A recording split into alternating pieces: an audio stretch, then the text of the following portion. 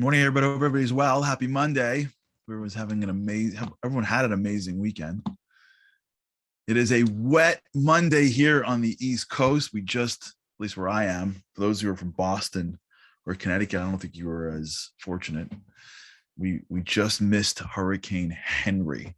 It just came through our area. So we're feeling the aftermaths of it. So that's why I'm wet. It is pouring outside. We've been talking about this idea of mastery,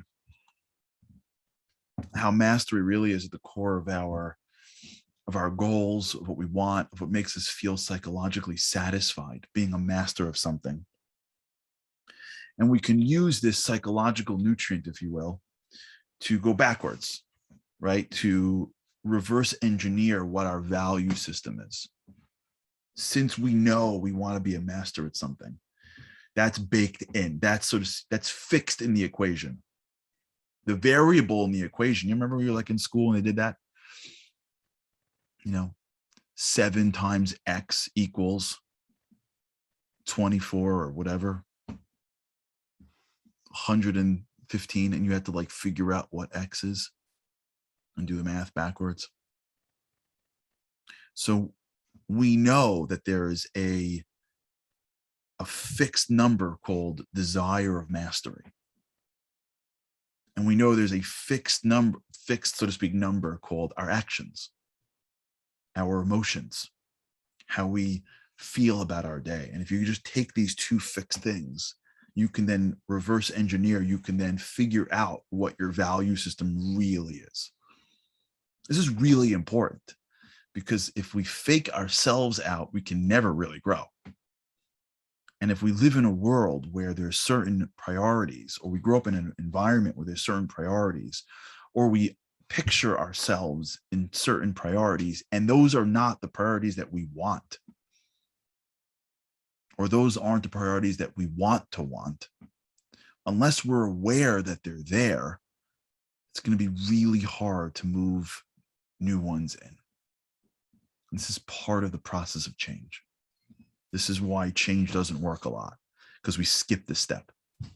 We go right to the doing. And when you go sometimes right to the doing, you don't really know why it's not working. This is one of the reasons why it's not working. So let's just delve in a couple more minutes in it. I just want just a little bit more.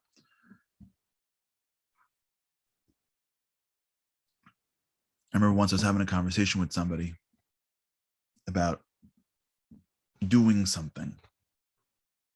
He was saying to me, I've been trying to do it, but it's not really working for me. I said, because you're not doing it right. He goes, I'm doing it fine. I said to him once, I'm like, do you ever drink orange juice? He's like, yeah. I'm like, you like it? He's like, I love it. I'm like, do you ever once wake up in the morning, brush your teeth, go downstairs and drink orange juice? I'm like, how gross is that? He's like, disgusting. I'm like, well, the orange juice is the same, right? So then what's gross about the orange juice? What's gross is that when you brush your teeth before you drink orange juice, the toothpaste and the orange juice mix together and it's gross. There are things that we do that not only prevent us from doing loftier things, more metaphysical, more spiritual things, not only does it take up the space in our circle of mastery, it actually takes away the taste. Now, you know this, those of you who've ever went back and forth in eating healthy, you know this, right? You ever eat healthy? If you're anyone here who's been on a diet, okay? So imagine that you're on a really strict diet and there's no carbs and there's nothing in a package and you're eating healthy and natural, et cetera, et cetera. For those who have done this before, you know that after a week or two, if you're like on a really healthy diet, so you're not eating anything that's in a package, when someone gives you a banana, you're like going out of your mind, right? Like the sweetness is overwhelming. If you're eating salads and fish basically throughout the day and you get to have a banana, you're like, I can't, it's too much pleasure. If you're not dieting and you're pounding cake and you're eating chocolate bars and you're going and someone gives you a banana, you're like, what is this? I'm not on a diet. I'm not eating that. Like, just give me the fake granola bar. You know, the breakfast bar. You know that one? The breakfast bar, the fake healthy, tons of sugar, packed carbs bar that pretends like it's healthy for you. If you have a choice between a breakfast bar and a banana, you're like, let's just go with the breakfast bar. It's healthier. It's not healthier. It just tastes better. And what happens is that when you continuously eat sugar and white flour and all the carbs, not only does it prevent you because you're too full for healthy food, it takes away the taste. Now that same banana doesn't taste as good. Now that the healthy food that you would otherwise have, you would have been fine, you would have enjoyed, it doesn't have the same feeling, because it's not that the unhealthy food took up the space in your stomach. It also took up the taste. It prevented you from having sensitivity that would have created a pleasurable taste experience with healthier food. This is the reason why a lot of times we don't really feel spiritual things. We don't really feel love or sacrifice or connection to God in a real way. It's not because it's not there. It's because we are so overwhelmed with other things. We live in a world and our values, our priorities, we're not aware of. And maybe one of our priorities is indulgence, it's physical pleasure, it's accumulation, it's winning the competition. We're so, without realizing, focused on that our ability to fully appreciate the things in our lives that would give us a certain level of taste, it doesn't taste the same. If I need to accumulate wealth, I don't taste my children the same. If I'm constantly looking for the next hit or the next like or whatever, or I am in a world where my comfort, whatever the values are that I don't even realize are there, that I put in my circle, I have to also realize that those values are not only taking up the space of which I am giving my time to those values, they may be dulling the taste of higher quality values. And when I'm in a moment of inspiration, whether I'm at something that reminds me of death and I think about my life, or something that reminds me of life, a wedding, a birth, a funeral, I'm in front of something holy, and I get that moment of inspiration. What that moment of inspiration really is a window into a value that I should have in my life. I should be tasting this thing, but I can't during my regular day. But I get this like shot, if you will, of, oh, this is how it's supposed to be. This is supposed to be in the middle of my circle. Now, here's the trick.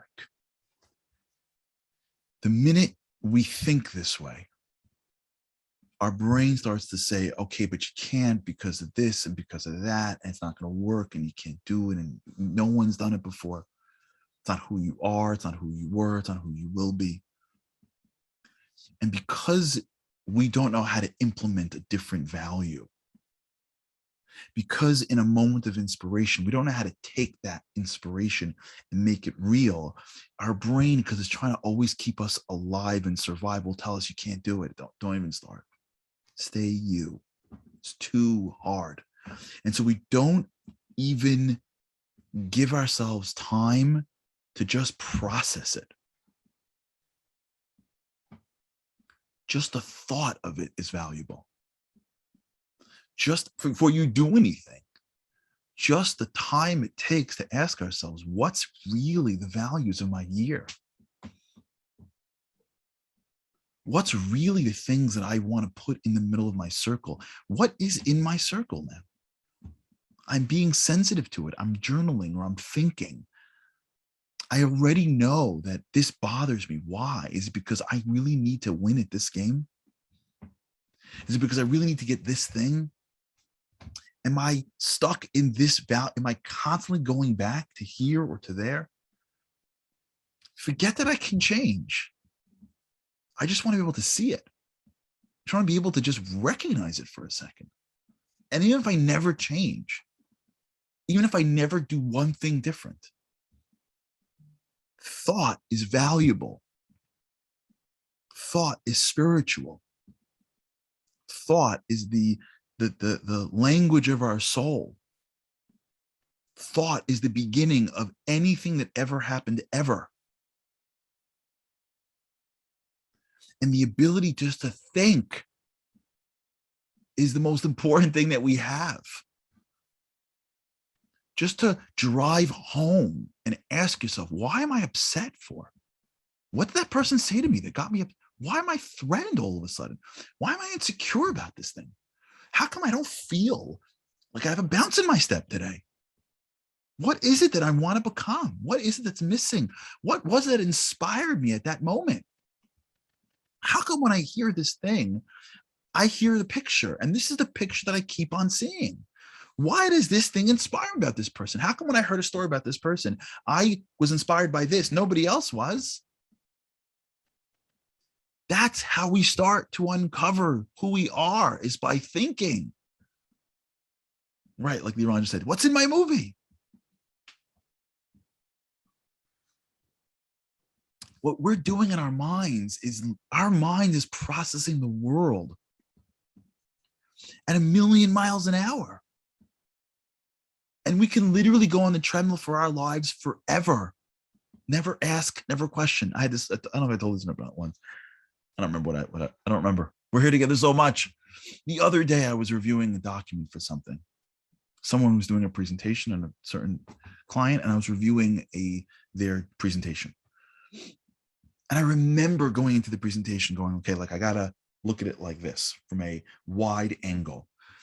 It was so detailed that I found myself like doing what every lawyer does, just marking up grammar. That's 6 pages in, it was so detailed that all I was basically doing was, sentence structure and grammar and just marking it up. And I'm like 12 pages in, just moving sentences around and like cutting out. And I'm thinking to myself, wait, should this even be here? Like, I'm so knee deep in this document that it's for sure. Good question. It was in pencil. I know red ink scares me. Writing in red ink actually makes me, I like shake. The permanency of red ink. As I'm reading, going like, wait, I'm marking up this section. Should this section even be here? I'm like, wait, how did I lose the trees? We could go so quickly through our lives that we can just lose the trees so quickly. It's Monday at 9 a.m. and we've already lost the trees. We're already in it. We're already looking at the leaves. We're already trying to navigate the day. The world is buzzing. You can go a year. You can literally think about where you were a year ago. You can go a year and have very little time to pull back. Very little time to question. All this work that I did, was it for what? Was it because of the value that's in my circle of mastery that I don't even know how it got there? Am I on some race that I was put on that I don't even know why I'm on the race for? I don't really care that much. I was talking to an executive recently who was very focused on a certain job in the company. And he was upset because the CEO had given somebody else the responsibility to do this job. It really wasn't the job for him. But that job was an important job that he wanted. Even though I think deep down, he knew that wasn't right for him. And the grappling, to his credit, between I'm in a race, I'm in a competition. The competition in this company is how important is your job? Where do you sit? Where do you sit on the org chart? Where do you sit in the company? Versus where am I going to be me? Where am I going to use my talents? Where am I going to wake up every morning and love my job because it's tapping into the me that I was born with? This is the struggle. This is the struggle of life. It's not just like a small thing. We're doing things that make no sense for us. It is taking up months of our lives, months of our years, for no reason other than somebody else told us that it was important. For no reason other than we thought this would give us some hit of attention from people that don't even really care about us. We're running after something. When the goal of life is not to run after anything, the goal in life is to reveal ourselves to this world. The goal of life is to understand self and to reveal it where it is. My Rabbi Levi once said to me once, he said, it was a great line. He said to me once, he said, be careful for opportunities, because sometimes the opportunities that you want are the ones that are not the best for you. You ever had that where like you really wanted a certain opportunity and you want it so badly you don't even question why you want it. So you run after it and you measure your day by how close you are to the opportunity without even thinking, wait, is this even good for me? Is this going to bring me into the world? Is this what God wants of me in my life? So instead, we run after the opportunity. Then we say to ourselves, I know, but it'll give me something else. No, listen, if you have to, you have to. You got to support your family. You got to do your thing. Okay, fine. There are things that you don't want to do in life. You got to do. But this drive for things that are not meant for us, this desire for things that are not meant for us. You know, it's an amazing thing. If you look at the 10 commandments, last commandment is lo tachmod. Do not desire as Eishas Recha. Do not desire someone else's wife and their life. If you think through that commandment, it's so incredible. God is saying it doesn't belong to you. Don't even want it. Things that don't belong to you, don't even desire it. Forget take it. Forget steal it. It's somebody else's. If you're a person who's looking over at someone else's thing, your own value system is off. Because if your values were right, you'd be so overwhelmed with your own life. You would be so excited to bring you to this world that you wouldn't have the time or space to want what somebody else has. The 10 Commandments. It's not like a nice idea that the rabbi said after he gave over all the rules. It's the top 10. Because what goes in your circle is so critical. In fact, between me and you, we should do that together. Jew or doesn't matter who you are. I don't care. If you're listening to this, I don't care what your religion is. I don't care what your denomination is. Rosh Hashanah for everybody. Rosh Hashanah, as we believe, is the beginning of the creation of the world. It's for everybody. So if you've never even kept Rosh Hashanah, I want to offer you an opportunity this year. Rosh Hashanah is in 2 weeks, a little more. At the very least, we should walk into Rosh Hashanah with a circle. And what's in our circle? we should ask ourselves, what's going to be in my circle? What am I going to work on? At the very least, we should be able to know what stuff's in there right now and what stuff should be in there. Measure twice, you cut once. Maybe the reason why we're working so hard and not accomplishing is because we're not really sure what we're going after. All right, we'll talk about this. Let's really think about this. Like, really. Let's really do this. Let's really do this. I think it'd be so great. Draw a circle and ask yourself, what's my values? What are the things I want this year? What are the things that I'm currently going after that I can write down and cross out? Clarity, clarity. If you're clear, it makes it easier. Okay. Have an amazing day. With God's help, I cannot wait to see you again tomorrow. Have a great day.